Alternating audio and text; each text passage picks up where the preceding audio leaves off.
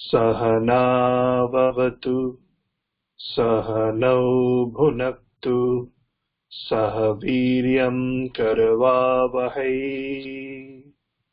तेजस्विनावधीतमस्तु मा विद्विषावहै। ॐ शान्ति शान्ति शान्तिः।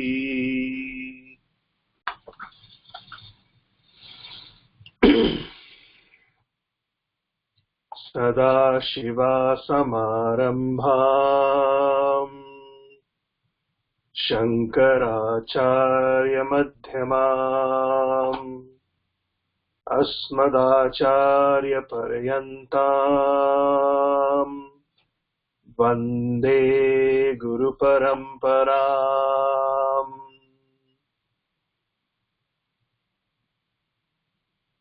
वासुदेवेन्द्रयोगेन्द्रम् नत्वा ज्ञानप्रदं गुरुम् मुमुक्षूनां हितार्थाय तत्त्वबोधोऽभिधीयते।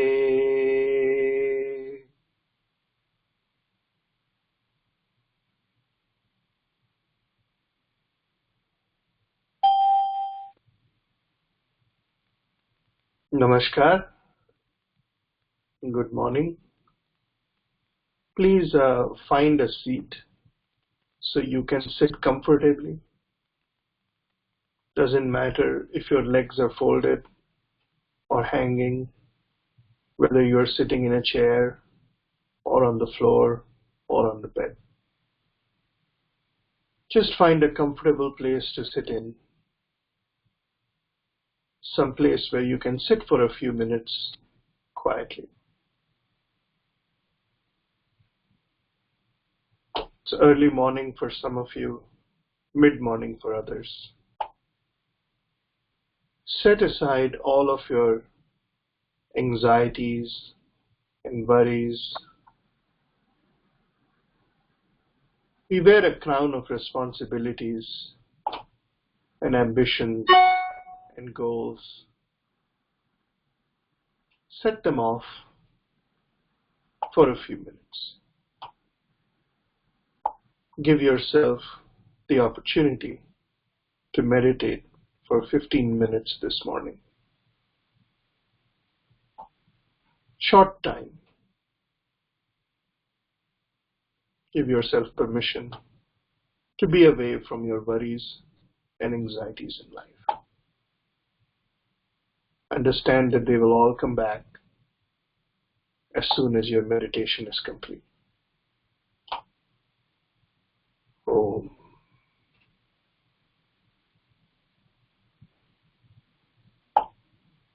This was referred to as a sankalpa. You have now made a sankalpa to do some meditation.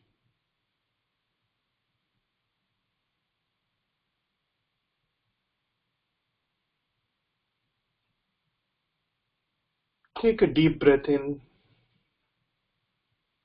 and let it all out. We'll do this 6 times. Take a deep breath in and let it all out. All of your worries, anxieties, tensions, let it all out.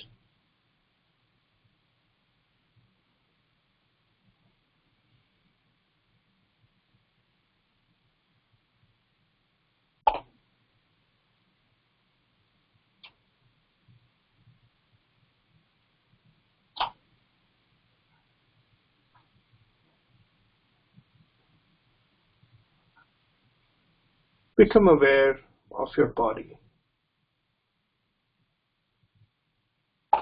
the vehicle in which you move around. Draw attention to the toes in your feet. Become aware of the temperature. They're cold. any contact,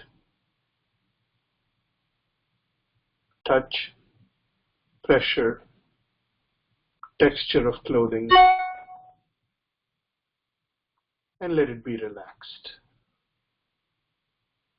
Om. Become aware of your feet and your ankles, the pressure supporting your body weight, temperature, and let it be relaxed. Om.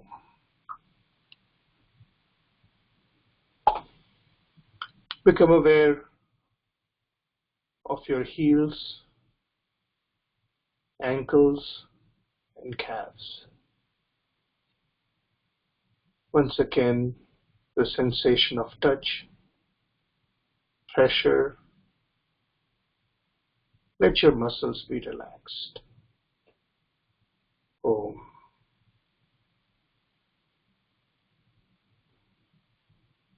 Become aware of your knees and your thighs, the texture of clothing, the sensations, the pressure, and let all your muscles be relaxed.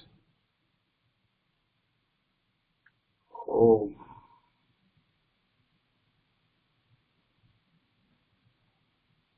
Now become aware of your seat, the weight of your body pushing down, the support pushing back up. Let your body be relaxed. Om. Become aware of the weight of your hands resting gently on your thighs or legs.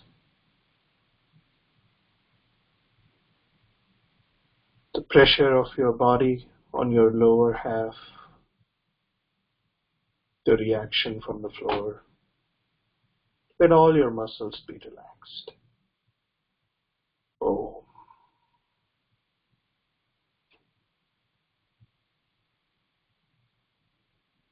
Become aware of your lower back and your stomach.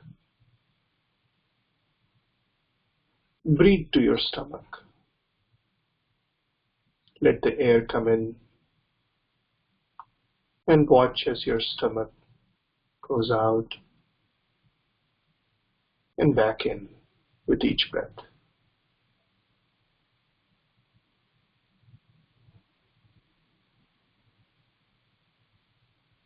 Let your lower back be relaxed. Om.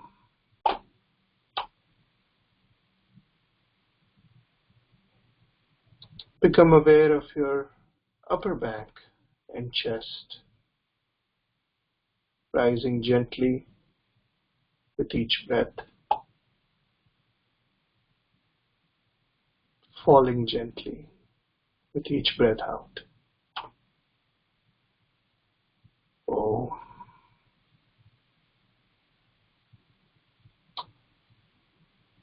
Become aware of your neck, the back of your neck, your shoulders.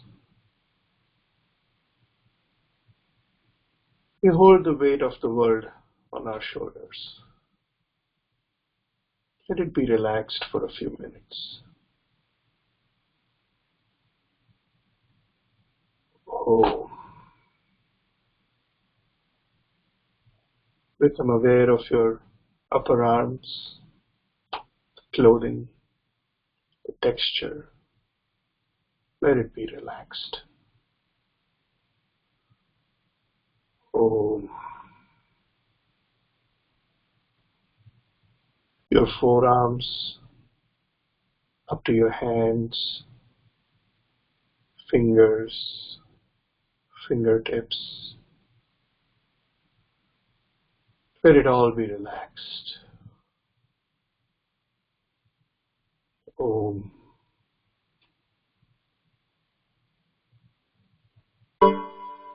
Become aware of your throat,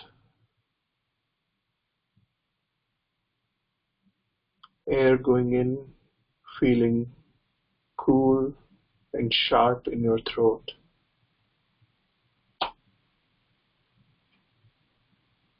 Oh. Become aware of your chin, your lower mouth, and your jaws. Close gently. Oh. Your tongue resting gently in your mouth. Oh.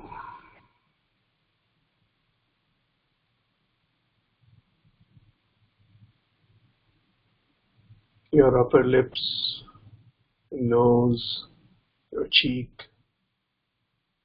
all facial muscles relaxed.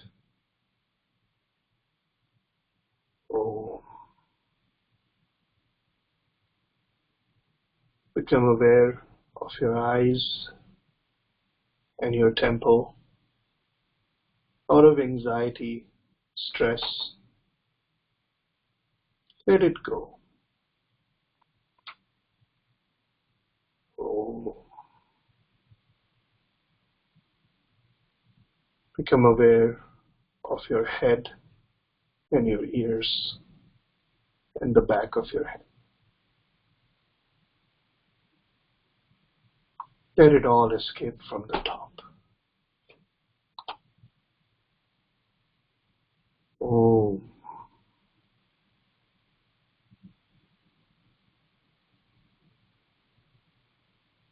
You are aware of your whole body.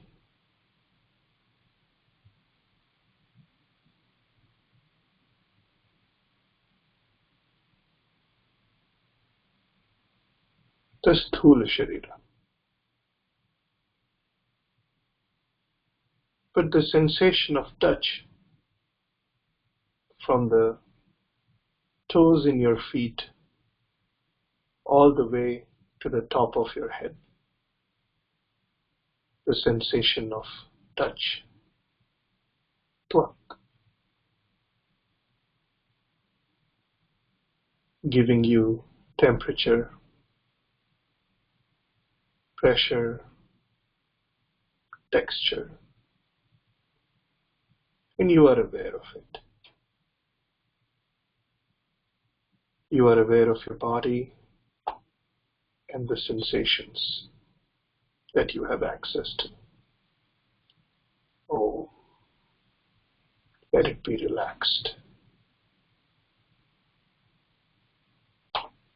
Annamaya Kosha. Oh, and you are aware of it.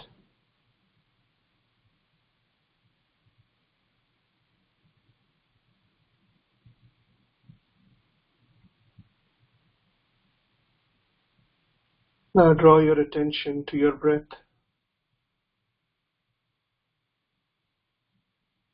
flowing gently in and out. Without your volition, you are aware of the air going in, cool and sharp, coming out warm and moist. Prana in, apana out.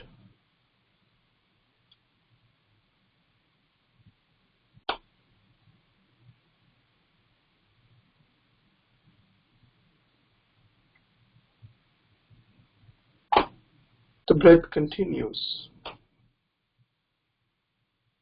without your interference. In a sense, your body breathes naturally,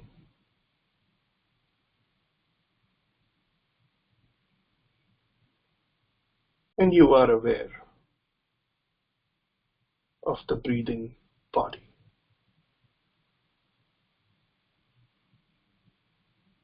The pranamaya kosha. Om.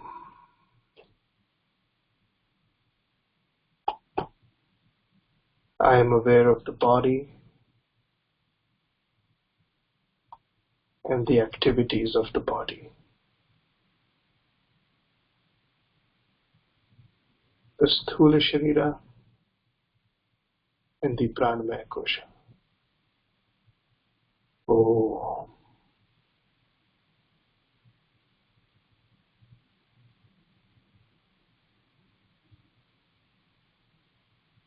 Your eyes are closed, but you see some forms in your mind. Leftover impressions, light dancing through your pupils. You are aware of the forms, sight, and vision. Oh. The sound of my voice, the sound of your surroundings. Your ears are open and the sound is registering. Oh.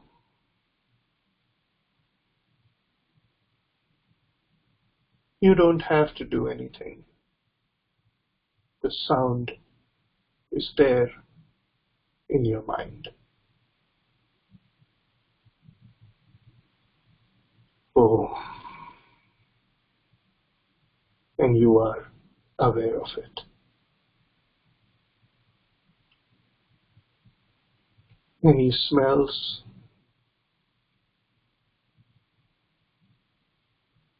around you, you are aware of it.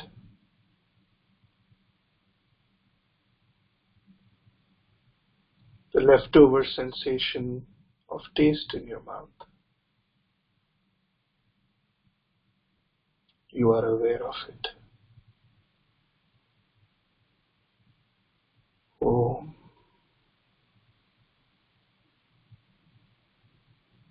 The feelings in your heart right now, calm, a feeling of satisfaction. It's there and you are aware of it. The mind feels, sees, hears, smells, tastes.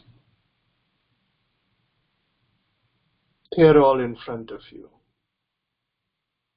and you are aware of them. Oh,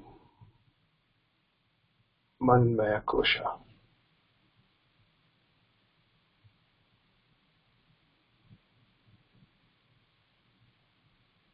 You are aware of the body, your pranas, and your manas.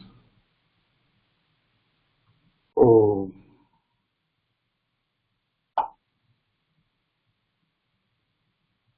The mind feels, it senses,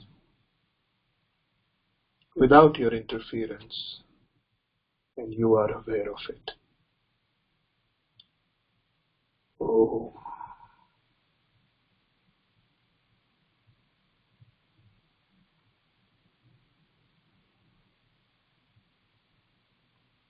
The words I'm saying are appearing in your mind with meaning. You speak the same language. So besides the sound, there is the meaning of these thoughts in your intelligence.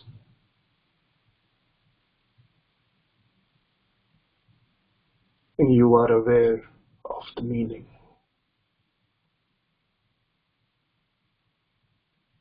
The sound appears in your mind along with the meaning, along with your interpretation and understanding. Your thoughts about yourself, about the world, are in your intelligence, and you are aware of them. Oh, your perception of space, your understanding of time, the present, the past, is in your intelligence. The Vijnanmaya Kosha. Oh, you are aware of your body, your pranas, your manas, and your buddhi. Oh,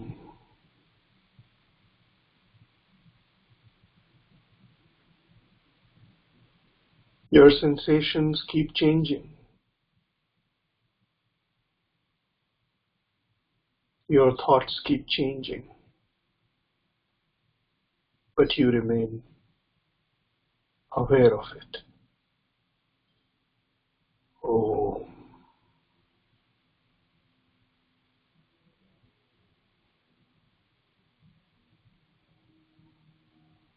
at this time, you feel at peace, harmony.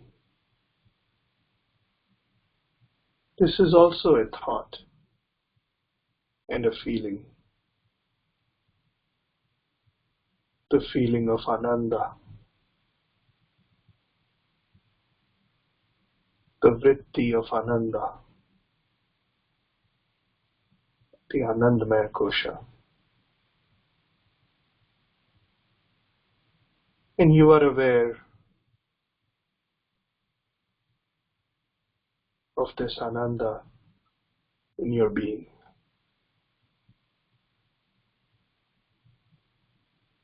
Oh,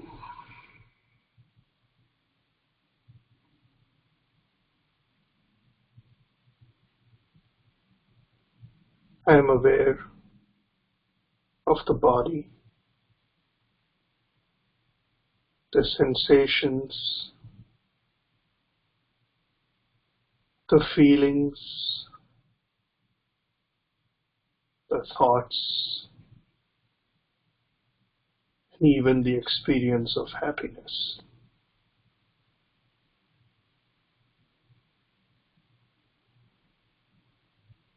All of them keep changing, and I remain simple, awareful consciousness. The one in whose presence they are all occurring, changing, rising, and dissolving.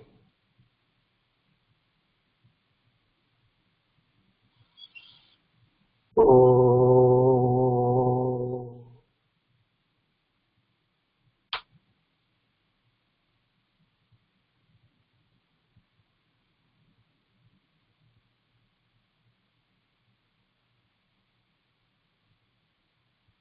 I am this simple, awareful consciousness, in whose presence the body breathes, acts, feels, thinks, and experiences.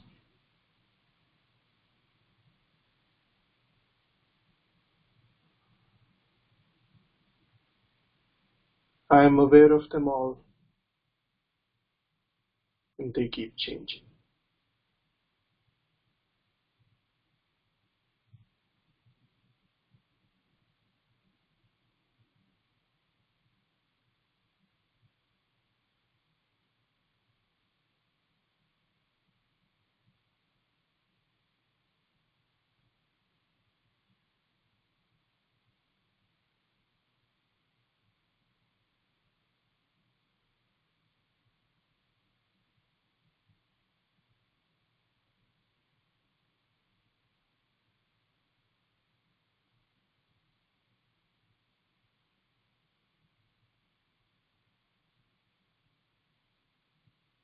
Om Purnamada Purnamidam Purnat Purnamudachyate Purnasya Purnamadaya Purnamevavashishyate. Shri Gurubhyo Namaha. Harihi Om. Shanti, Shanti, Shanti.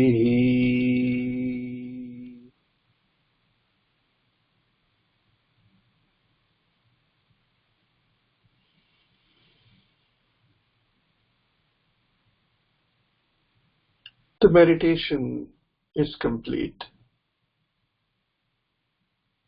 But as you open your eyes, remember, nothing is changing. Your eyes will open, the forms will appear in your mind, along with their names and meanings, and you will be aware of them. Sounds will appear in your mind, along with their forms and meanings, and you will be aware of them. Thoughts will come, thoughts will go. Feelings will come, feelings will go. The jiva will act and the jiva will rest, and you will remain aware. The simple, awareful witness in whose presence everything is occurring.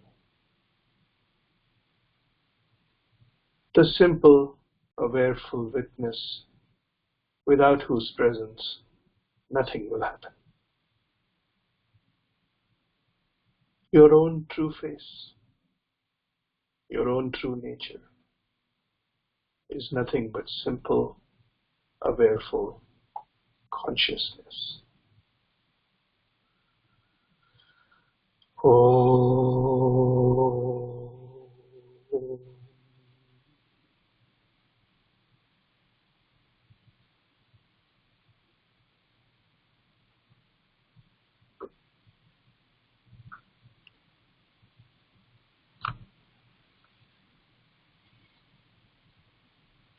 Welcome back.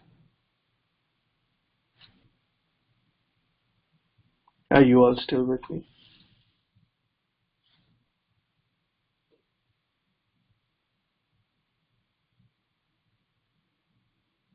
Go ahead and unmute yourself so we can chat a little. Yes, I'm here.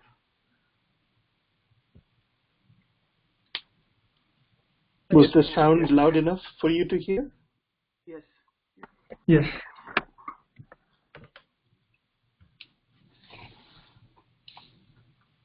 What a great way to start the Saturday, don't you think? Yes. Yes, sir.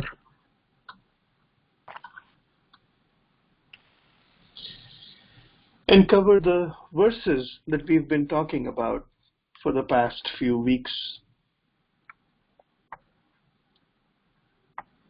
They will all make sense now. In fact, we will be able to go through them fairly quickly. So if you look on the screen now,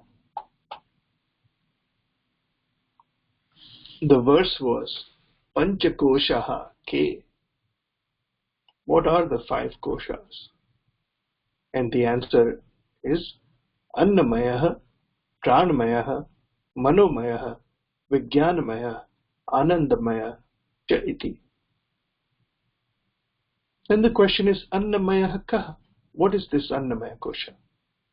And the answer is Anna Rasena Eva Bhutva, born of food, Anna Rasena Eva Vriddhim, growing because of food, Prapya Anna Rupa Prithivyam Yad Viliyate, and eventually it dissolves back into the earth, which is nothing but food.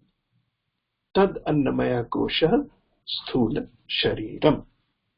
So now you know what the Sthula Shariram is. The whole idea about it being nothing but food. Food is nothing but energy. Energy is nothing but mass. And mass is nothing but Sthula Sharira. Food here stands in for energy. Why do I say that? Because mass is born of energy. It changes by energy. And then it goes back to earth, which is in the form of energy. What is energy? Energy is Prakriti. Why is Prakriti energy? Because energy is the ability to move forward, to do work. And Prakriti is that which moves something forward. Pragatah kriyate iti Prakriti. Prakriti is energy. Energy is food. And food is mass, which is Sthula Sharira. And you are aware of it. It falls within your realm of awareness. This call is being routed by Google. Pranamaya kaha. Pranadhyaha Panchavayavaha, the 5 winds. Vag adi indriya panchakam pranamaya kosha. It includes the 5 physiological functions such as prana, apana, vyana, udana, and samana. We talked about these last time. Breath in, breath out, excretion, the ability to digest, and then finally the ability to throw up or excrete whatever is not needed. Along with the organs of action, the ability to speak, walk, grasp, and so on, are the pranamaya kosha. And it falls within your realm of awareness. It is something that you are aware of.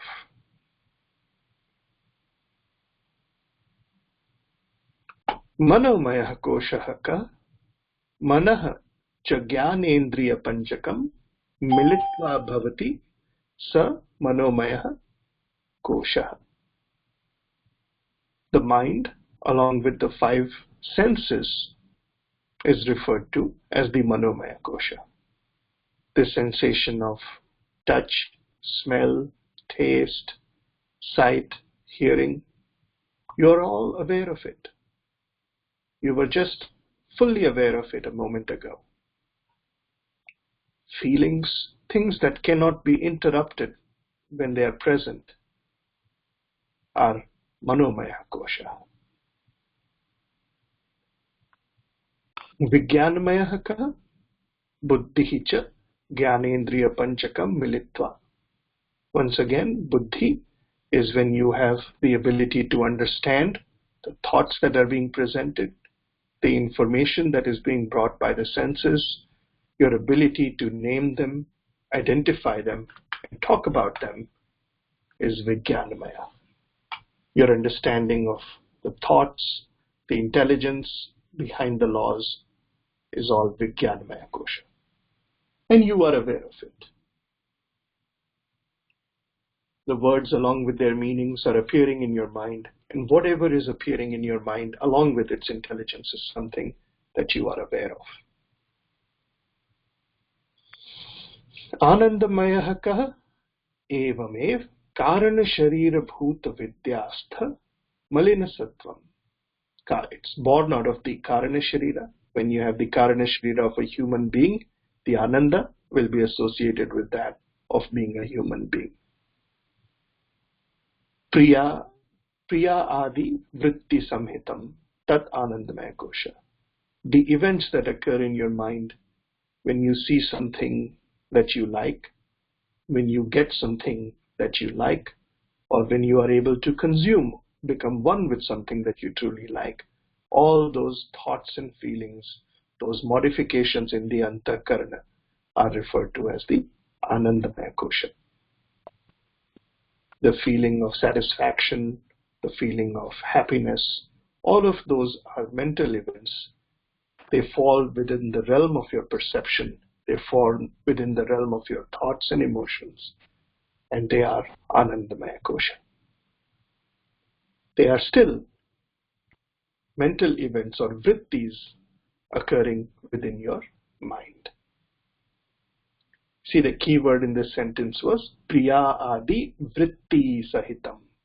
Vritti. Vritti is a modification in the antahkarana. The feeling, the sensations associated with that is the anandamaya kosha. Etat kosha panchakam. These are the 5 koshas. And I don't need to explain it much more because you got a chance to see them up close and personal. And then the teacher says something very important. He says, Madiyam Shariram. This is my body. Madiyam Pranaha. These are my pranas. Madiyam Manahacha. This is my mind. Madiya Buddhir. This is my intelligence. Madiyam Jnanam. This is my understanding. Iti Svenaiva Jagyayate. This is something that we understand. But tadyatha madhiyatvena gyatam, just like I know this is my kataka, this is my bangles, this is my kundala, my earrings, this is my griha, my house. Just like I know that, okay, this is my these are my kataka, these are my bangles, these are my objects that I own, my possessions. These are my kundala, this is my house, this is my surroundings. Swasmat bhinnam. I don't say that I am the house. I say this is my house. I say this is my kundala. These are my possessions. But they are other than me. Swasmat bhinnam. They are other than me. Just like that, the panchakoshas are yours, but they are bhinna from you. Just as the bangles, the earrings, the house is known as mine, they are also similar to the other koshas that I know of. But they are very close to me. So I confuse myself with the Annamaya kosha, the Manomaya kosha, and so on. So what the teacher is pointing here is the well-known tenet of Vedanta, which is, if it is known to you, then it is other than you.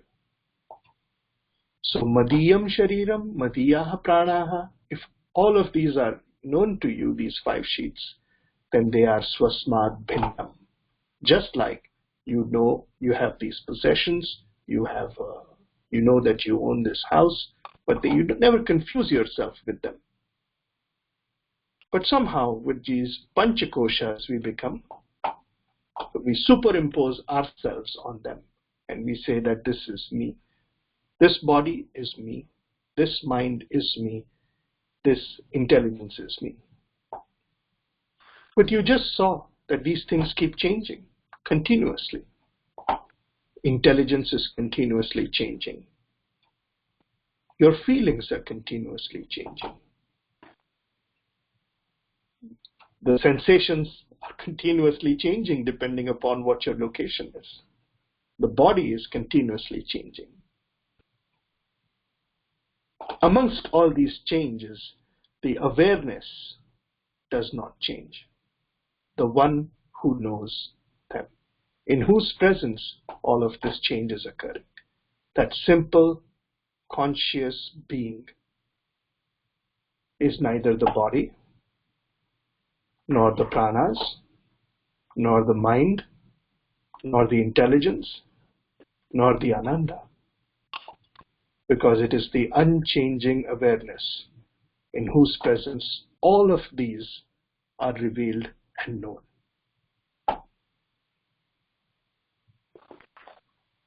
It reveals the presence of the body. It reveals the presence of the mind.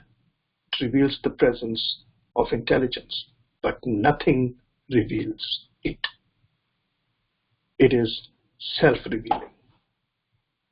If I ask you, how do you know you are? You will say, I know I am.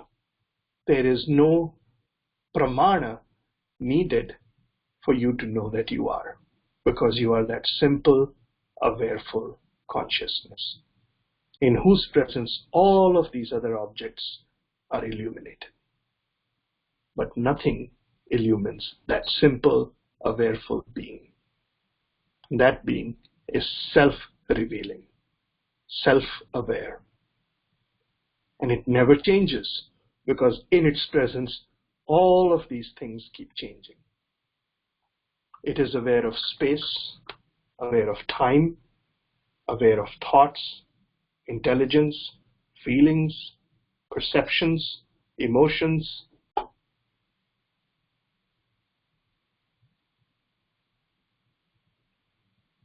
But nothing reveals it. It reveals itself. That is the true nature of the self. Remember, in the beginning, all of this started with the verse Atma Kaha. Let us go back to it for a second. It's been a lot of verses now. Atma Kaha. And the teacher said, Sthula Sukshma Karana Sharirat Vyatiriktaha Panchakoshatitaha Avastha Traya Sakshi Satchidananda Surupaha Sanyattishtati Sa Atma. So now the meaning is becoming a little more clear. We are getting to the bottom, or getting to the top of the mountain. We understand now what the Sthula Sharira is, what is the Sukshma Sharira, what is the Karana Sharira, and we understand that there is something other than all three. We understand the Panchakoshas, and we understand that there is something other than all of them. Something that is aware of all of them, in whose presence all of these are illuminated. It is Avasthatraya Sakshi, Satchidananda Swarupa.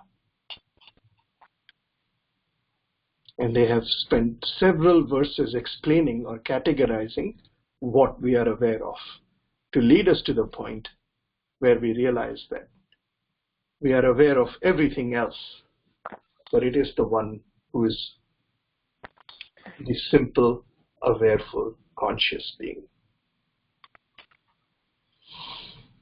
Om.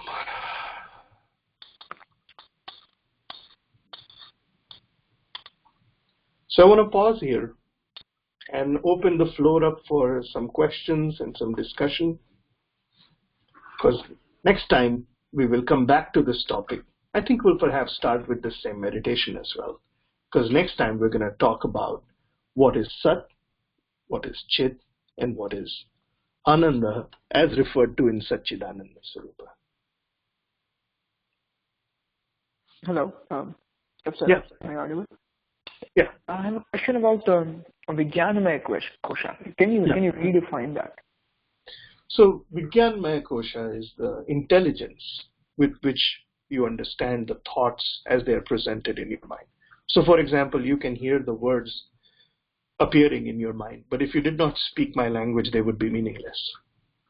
Mm-hmm. But when you hear the words, right now, you can't even distinguish. The words are appearing along with the meaning.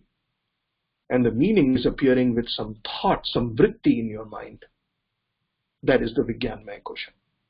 If I spoke a language you did not understand, then only your Manomaya Kosha would be activated. You would say, yes, there is some sound that is appearing.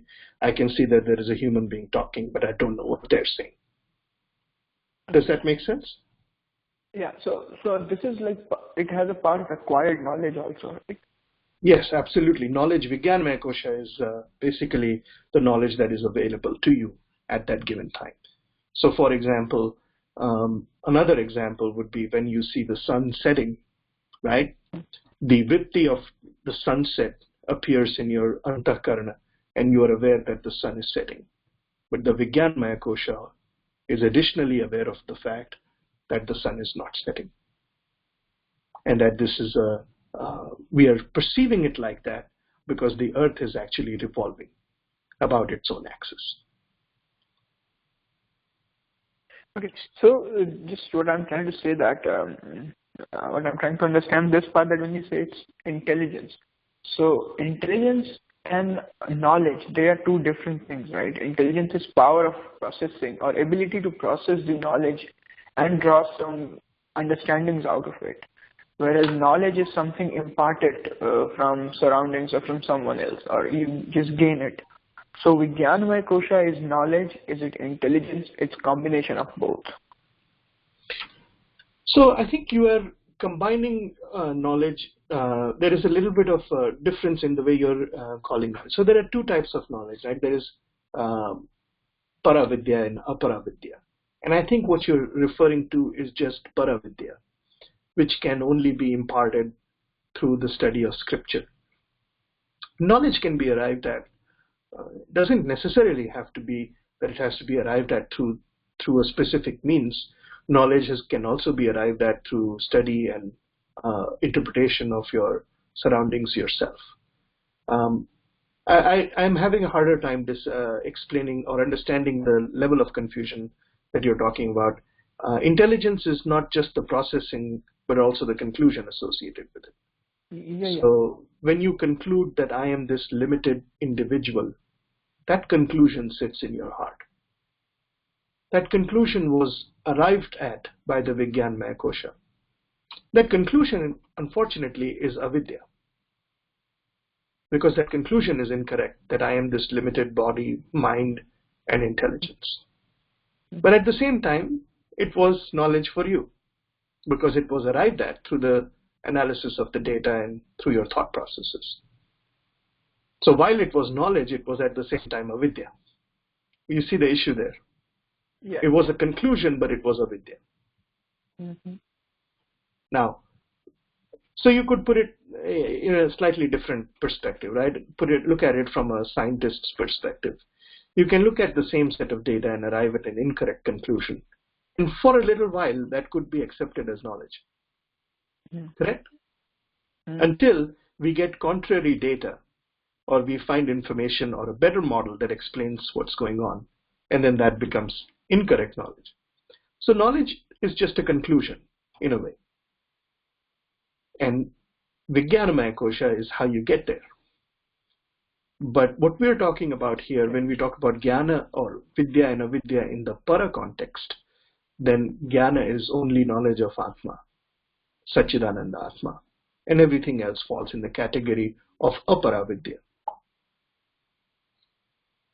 which is the same as ignorance.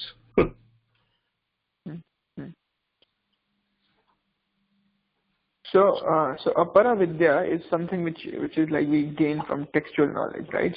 Yes, Aparavidya is knowledge of objects. Yeah. So again, so this is what you said, right? That in Vijnanamaya Kosha is the conclusion we derive, or something which, or our process of understanding these two things, right? Intelligence. Yes. Yes. So the knowledge which we gain from external world by reading scriptures, that is now processed and goes in some form. So then, it's because we just read, but then we process it, right? Yeah. And then we understand it. So then everything goes in Vijnanmaya Kosha, right? So memory also is a part of Vijnanmaya Kosha? Yeah, I mean, in a way, if you think about it, you don't have to stress your memory to understand the words that I'm saying. You know, you don't have to. If I was speaking in Chinese and you had studied Chinese 5 years ago, you would have to stress your memory a little bit, right? You would say, yeah, I remember this word. Give me a second, I'll remember what it means. But right now it has become so automated, or it has become so well connected that you don't have to stress your memory. So remember our model of the mind includes chitta, manas, buddhi and ahankara. Mm-hmm. And a lot of it is chitta, which is the previous memories and impressions that are locked away. And manas is that part of the mind that you cannot obstruct easily. So if your eyes are open, you will see. If your nose is open, you will smell, and there's very little you can do about it. Or if you see a tragic circumstance, you will feel sad. There's very little you can do about it. Mm-hmm. On the other hand, buddhi allows you to think about it, put it within the context of different knowledge models that you may have, and see and arrive at your own conclusions. It's the ability to understand and say, okay, I'm going to make a determination, and that's buddhi. And ahamkara is not pride. Ahamkara is the I maker, which allows you to say, I am this jiva, which allows you to say, I am here, I am present. There's that part of the mind that says, I am. Okay. But all of them together form the antahkarana. And it's kind of hard to draw the lines because they are fluid boundaries to a certain extent between manas and buddhi, between buddhi and manas. But together they are the antahkarana. And you are aware of this antahkarana. So Atma is the one who is aware of the entire antahkarana. Whether your knowledge is right, you are aware of it. Whether your knowledge is wrong, you are aware of it. That awareness is neither right nor wrong because you are aware of it. Does that make sense? I see. When you had the wrong conclusion, you were aware of it. When you have the right conclusion, you will still remain aware of it. The awareness does not distinguish between whether the conclusion is right or wrong. Do you see that's why it is referred to as the one that reveals it all equally. Yeah. It is like the bulb in the room that does not care what is the content of the room. That same room may be being used for surgery to save the lives of people, and that same room may be being used to torture people.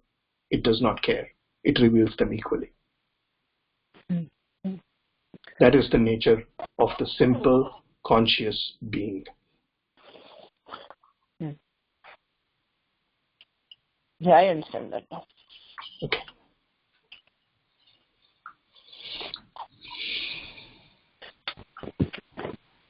Any other questions or comments? Sir, I had a question on the vrittis. Was it discussed last class or? Which one? The vrittis which were mentioned, that is Priya Adi vrittis. No, we did not discuss them a whole lot last time. Today we touched upon them very briefly. We can talk about them a little bit more. Vritti is a technical term in Vedanta. Vritti just means modification. It really just means form to a certain extent. And once you understand or you look at it from the perspective of the antahkarana, the model of the human mind, in the antahkarana, there are constantly vrittis. In your antahkarana right now, there is a vritti that is present, and that vritti includes what you can see, what you can hear, what you are feeling right now, and the thoughts that you are having. That whole thing, that whole package is referred to as a vritti. And it's very important to understand that that's what we refer to by the term vrittis. And in the antahkarana, vrittis come and vrittis go. And I remain aware of them. That's what makes me different from the antahkarana. So here the author is using the word vritti, modification, to talk about the different forms of ananda that you may experience in your antakarana. Vrittis like priya. Priya is a vritti, it is a name that is given to the vritti that you experience in your antakarana when you see something that you truly like. That vritti, we refer to it as priya. So ananda can be subcategorized into different forms of ananda. See, sometimes you have ananda from seeing something that you truly love.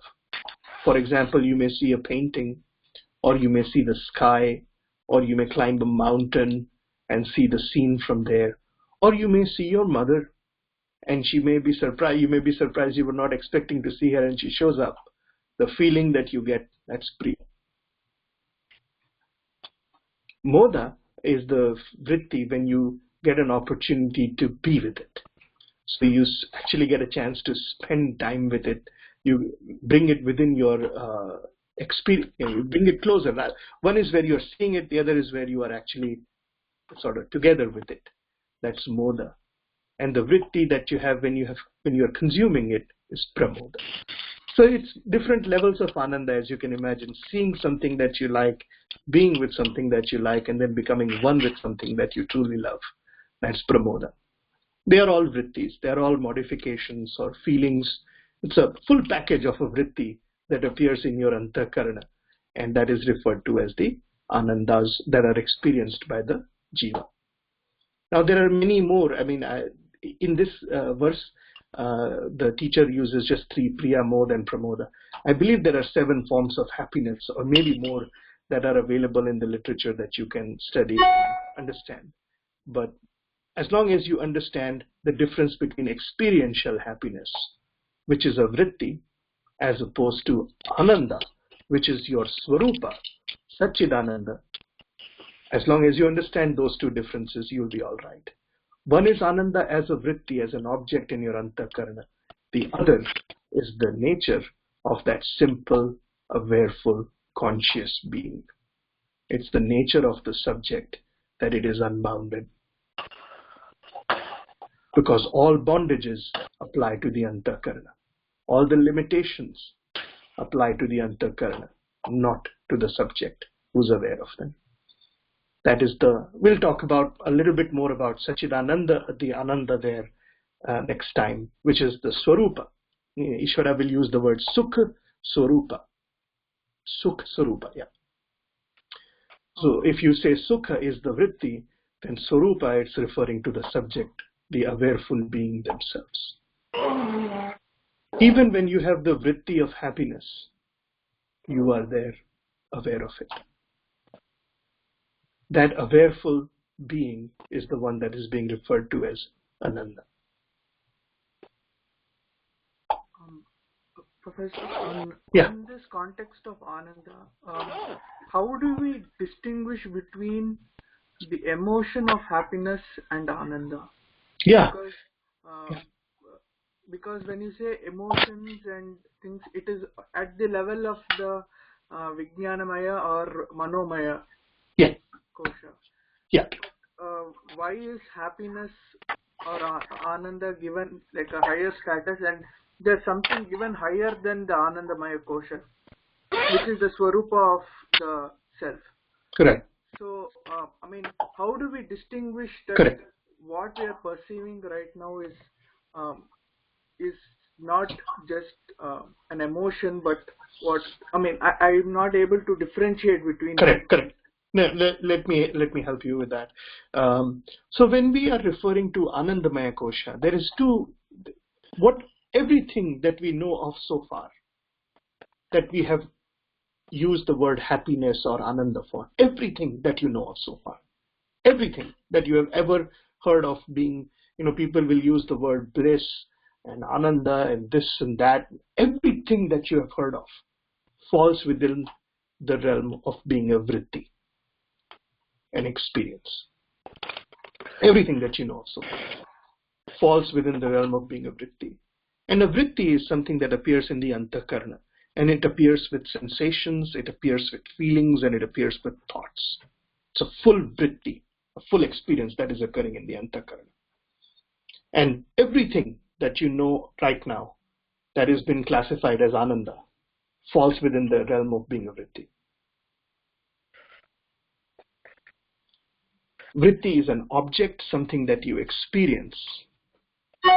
The Ananda in Satchidananda Atma is something else. That Ananda is not an experience. It never appears as a vritti in the Antakarana. It cannot be something that you would experience as an object. That Ananda, although the word is the same, that Ananda is the nature of the simple conscious being. How is it the nature of the simple conscious being? That Ananda is referring to the fact that it is the awareful witness in whose presence even the vritti of Ananda is occurring. Yeah. And how to differentiate between emotion and vritti? So a vritti is the whole package that includes the form, the sensations, the feelings, and the thoughts associated with it. So a vritti is a modification that appears in the Antakarana. So like right now, right this instant, what you are experiencing, the whole package is a vritti. The whole package, what you are seeing, including your body, including your mind, including your emotions and thoughts, everything is a vritti. And you are the one who's aware of this vritti being present. Just like we were in that meditation where we were able to remove them one by one, look at them one by one. The whole thing was a vritti. So you cannot say that I want to distinguish emotion from vritti. Vritti is the biggest set and emotion is a subset of it. Does that make sense? Yeah. So vritti is like a snapshot of your experience and emotion will be one part of it. Correct. Or you could say that vritti, so inside the Antakarana, it's always vritti. These vrittis come and the vrittis go. As soon as you move from this, we will talk about past, present and future. We will have a better time when we discuss it. But everything that you're experiencing right now, every single thing that you're experiencing right now is a vritti in the Antakarana. In fact, you never experience anything besides your Antakarana. Because even the external world gets there through your Antakarana. And everything appears as a vritti in your Antakarana. Okay, thank you. So, Professor, Antakaran is like a mirror that is showing the outside world, right? Antakarana is, see, so when we said, when we talked about Sthula Sharira, Sukshma Sharira and Karana Sharira, right? The Antakarana is pretty much the Sukshma Sharira. It not only shows the outside world, it also shows your inside world. So when you are dreaming in your sleep, that vritti is also appearing in the Antakarana. It has to, because the jiva is this, is pretty much, it's kind of hard to draw the line between the Antakarana and the jiva. The jiva, the subtle form of the jiva is the Antakarana. If the gross form of the jiva is what you can physically see, the subtle form of the jiva is the Antakarana. It is the one. In fact, when you are in a coma, right? If somebody goes into a coma, all they will have access to is the Antakarana. And that too may be dulled. So when I put you under, if you take a overall anesthesia, that's what's switched off. The Antakarana, so that I can work on your Sthula Sharira without disturbing you or causing you pain. So the Antakarana is the whole thing.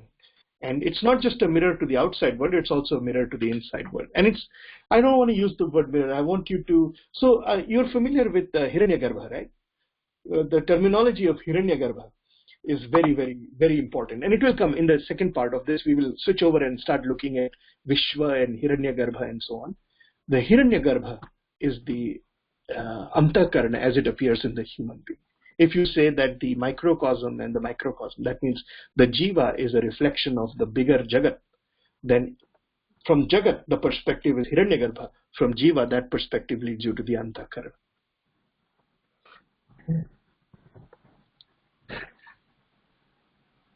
I hope that helps. Yes, yes, sir.